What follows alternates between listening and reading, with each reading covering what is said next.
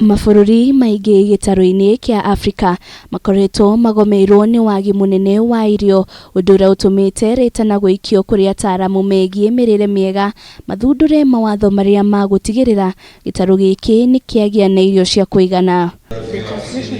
Kũringana na gĩkundi gĩkĩ kia AFSA, harĩ na bata arĩmi anini kũhũrwo njeki arĩ njĩra ĩmwe ya gutigirira andũ a gĩkĩro kĩa thĩ nĩ mahota kuona irio cia kuigana. We are asking our county governments, what are they doing? We have county policies. Are these county policies working for communities?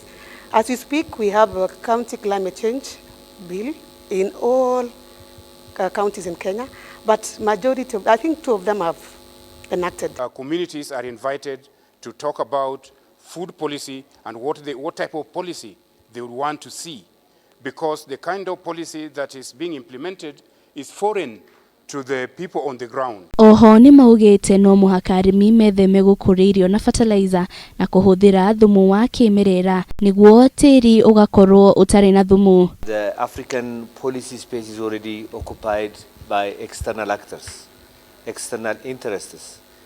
The consultants which are working at the African Union level and other key government and non-government institutions to actually write the policy of Africa. Harĩ mabũrũri 54 gĩtaru-ini kia Afrika, mabũrũri 23 nĩ mambĩrĩirie kũiyũkia makinya marĩa mendekithĩtio nĩ gĩkundi gĩa gutigirira gĩtaru kia Afrika kĩrĩ na irio njiganu.